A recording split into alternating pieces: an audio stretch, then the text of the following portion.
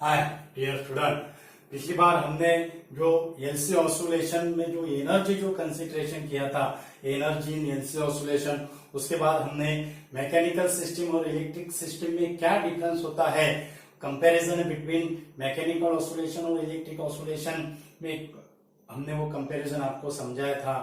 Important ऐसा video था।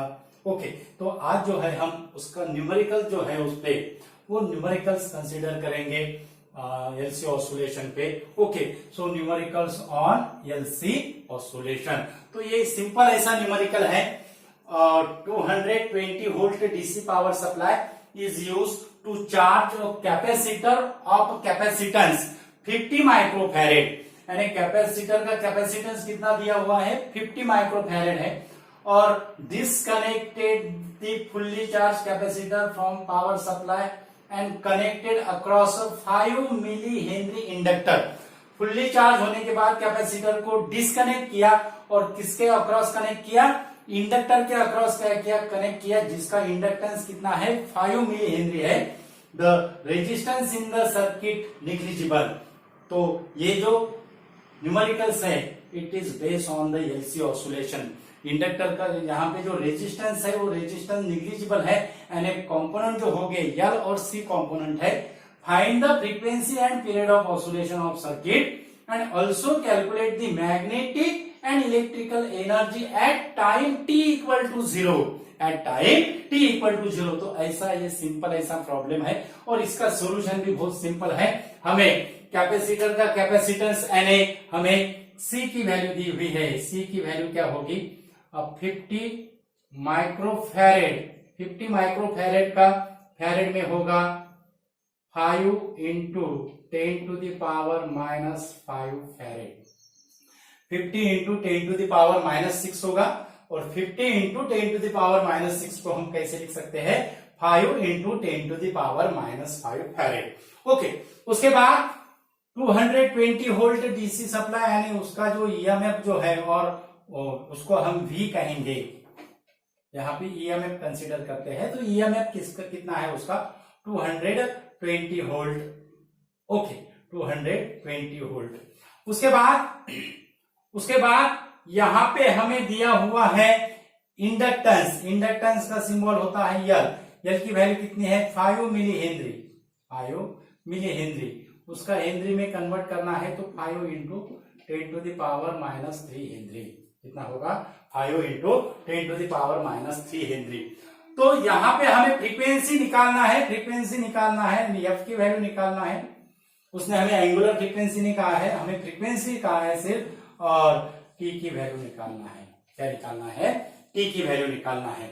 Okay, अब फ्रीक्वेंसी का जो फॉर्मूला जो रहेगा, फ्रीक्वेंसी का जो फॉर्मूला जो रहेगा वो फ्रीक्वेंसी का फॉर्मूला क्या होगा, that is equal to omega upon 2 pi.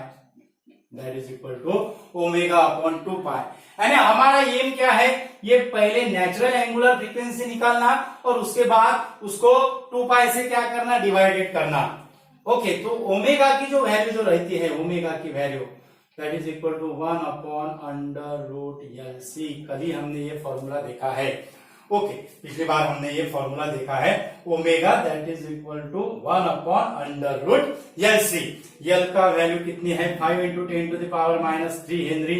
Okay, तो यहां पे हमें क्या मिलेगा, 1 अपॉन अंडर रूट में, 1 अपॉन अंडर रूट में कितना मिलेगा, दैट इज यल की वैल्यू कितनी होगी, 5 इंटू 10 टू द पावर -3।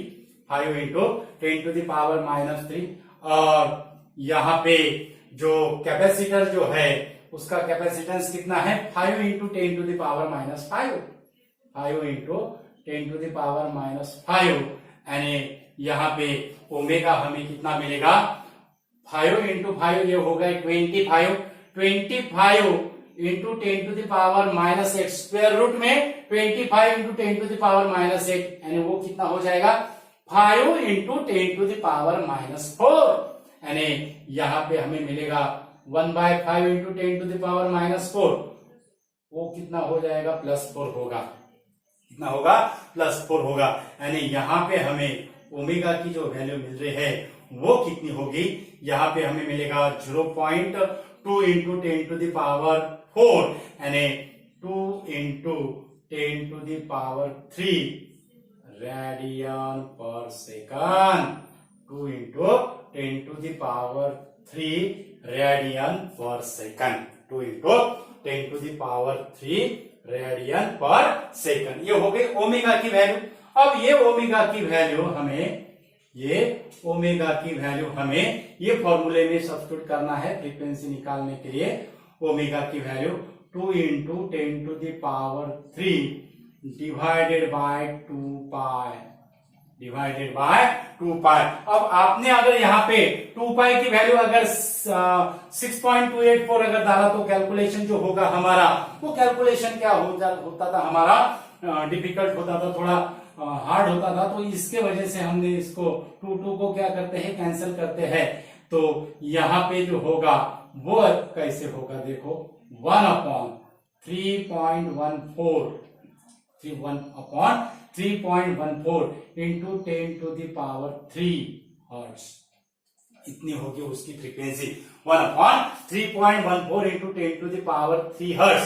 अब 1/3.14 लॉगरिथमिक टेबल का जो बुक जो है उसमें रेसिप्रोकल ऑफ 4 नंबर है। लॉग टेबल का जो बुक है उसमें रेसिप्रोकल ऑफ 4 नंबर है। तो रेसिप्रोकल ऑफ 4 नंबर में हमें कैसा देखना है, रेसिप्रोकल ऑफ 4 नंबर में यानी 3.1 हमें 4 में देखना है, 3.14 में देखना है। हमने यहाँ पे ऐसा टेबल किया है। तो 3.14 में कितना है, 0.3185। तो यहाँ पे क्या हो जाएगा, 0.3185 into 10 to the power 3 hertz. 0.3185 into 10 to the power 3 hertz means 318.5 क्या होगा, हर्ट्ज होगा, नॉट हेनरी। 318.5 होगा, 318.5 यानी 390 हर्ट्ज। कितनी आई फ्रीक्वेंसी, कितनी आई, 390 हर्ट्ज। ओके, तो 390 हर्ट्ज ये हो गई हमारी फ्रीक्वेंसी। और इसको अगर हमने 300 कितना है, ये 390 हर्ट्ज, 390 हर्ट्ज। 3185 का इसमें डेसिमल पॉइंट 3 डिजिट क्या होगा, राइट हैंड साइड में शिफ्ट होगा। तो यहाँ पे -3 होगा, 10 to the power 0 यानी 1, 390 हर्ट्ज। उसके बाद हमें टाइम पीरियड की वैल्यू निकालना है। और टाइम पीरियड की वैल्यू निकालने के लिए वो कितना हो जाएगा, टाइम पीरियड की value that is t equal to 1/f। t equal to 1/f यानी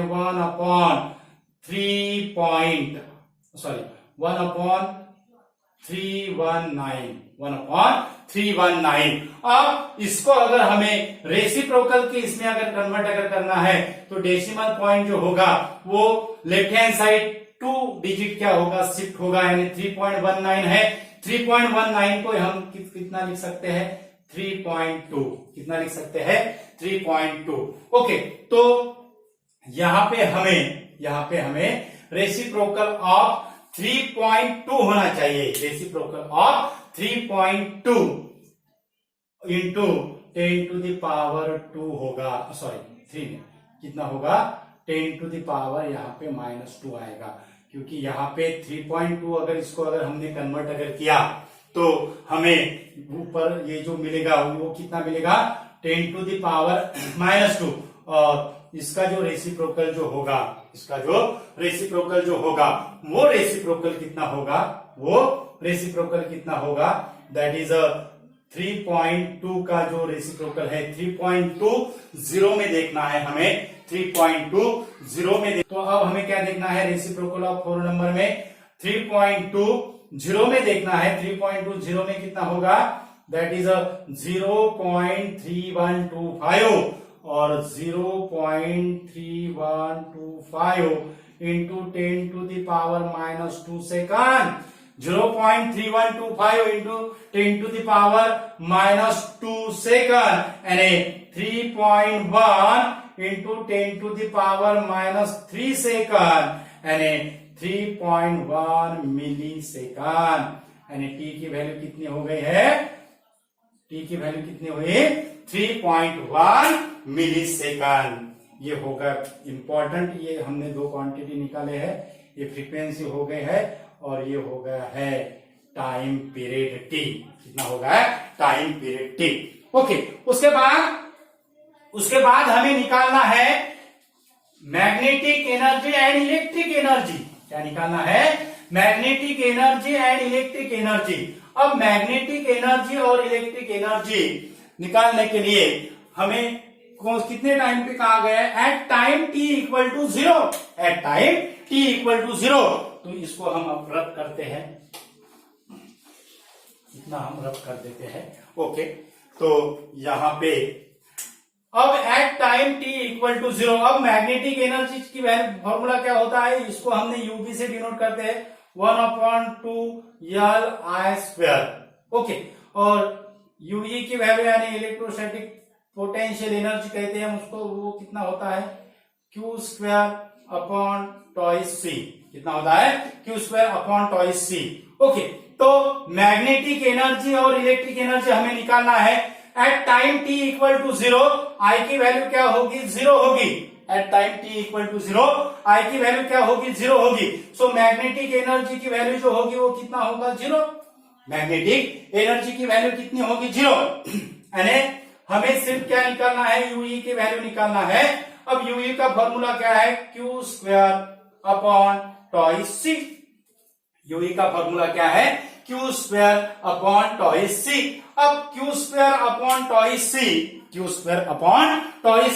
अब हमें मैक्सिमम चार्ज निकालना है। यानी मैक्सिमम चार्ज यानी कैपेसिटर जब फुल्ली चार्ज हुआ है तब उसका चार्ज कितना था? वो होता है मैक्सिमम चार्ज। वो क्या होता है? मैक्सिमम चार्ज होता है। ओके, तो वो चार्ज की वैल्यू निकालने के लिए हमें फॉर्मूला जो है वो फॉर्मूला हमें यूज करना पड़ेगा। कैपेसिटर का फॉर्मूला क्या होता है? C = Q/V। यहाँ पे V जो है वो EMF से डिनोट होगा। सो Q = क्या हो जाएगा? C × EMF। अब C की वैल्यू 5 × 10⁻⁻5 और EMF कितना है? 220। कितना है? 220। ओके, 220। अब यहां पे 22 × 5 110 होता है। 110 यानी 220 × 5 कितना हो जाएगा? 1100 होगा। 1100 × 10⁻5 यानी 11 × 10⁻³ कूलम। क्या हो जाएगा? 11 × 10⁻³ कूलम। ये हो गया मैक्सिमम चार्ज की वैल्यू। कितनी हो गई? 11 × 10⁻³ कूलम। ये हो गई मैक्सिमम चार्ज की वैल्यू। ओके, अब ये मैक्सिमम चार्ज की वैल्यू ये फॉर्मूले में हमें सब्स्टिट्यूट करना है। तो यूई की वैल्यू कितना होगा? यूई की वैल्यू 11 × 10⁻³ उसका हमें स्क्वायर करना है। 11 × 10⁻³ का स्क्वायर होगा अपॉन 2 × C की वैल्यू कितना है? C की वैल्यू है 5 × 10⁻⁵। 5 × 10⁻⁵ means 10 × 10⁻⁵। 10 × 10⁻⁵ means 10⁻⁴। 10⁻⁴। ओके, यानी यहाँ पे जो हमें जो मिलेगी एनर्जी वैल्यू यूई की वैल्यू हम यहाँ पे लिखते हैं। ओके, यूई को जो रहेगा यूई का फॉर्मूला यूई इसके आगे का यहाँ पे है, ये स्टेप का इसके आगे की स्टेप यहाँ पे लिखते हैं। तो यूई की वैल्यू क्या होगी? 11 × 10⁻³ का स्क्वायर होगा डिवाइडेड बाय 10⁻⁴ होगा। ओके, 11 × 10⁻³ का स्क्वायर यानी 121 × 10⁻⁶। 121 × 10⁻⁶। 121 × 10⁻⁶ divided by 10 to the power -4 divided by 10 to the power -4 means यहां पे हमें मिलेगा 121 into 10 to the power -2 joule 121 into 10 to the power -2 joule और 1.21 जूल कितनी होगी एनर्जी की वैल्यू कितनी होगी 1.21 जूल कितना होगा 1.21 जूल 1.21 जूल। और अब हमें एग्जाम्पल में अगर कहा जाता what is the value of total energy equal to क्या होगी UB plus UE. Okay total energy की वैल्यू क्या होगी यूबी प्लस यूई और यूबी प्लस यूई की वैल्यू क्या है 0 है तो टोटल एनर्जी की वैल्यू भी क्या रहेगी which is equal to the UE. So total energy that is equal to UE और वो वैल्यू कितनी होगी 1.21 जूल कितना होगा 1.21 जूल कितना होगा 1.21 जूल।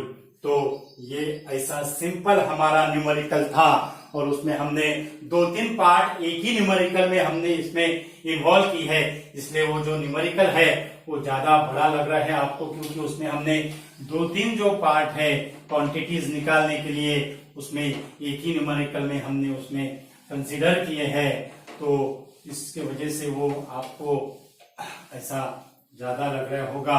ओके तो इम्पोर्टेंट ऐसा वीडियो है dear student numerical on LC oscillation हमारे टेक्स्ट बुक से अलग थोड़ा सा ये न्यूमेरिकल हमने कंसीडर किया है।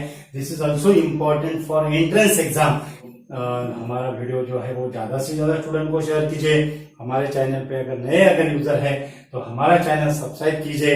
हमारे चैनल का जो नाम जो है वो है इक्विनॉक्स फिजिक्स।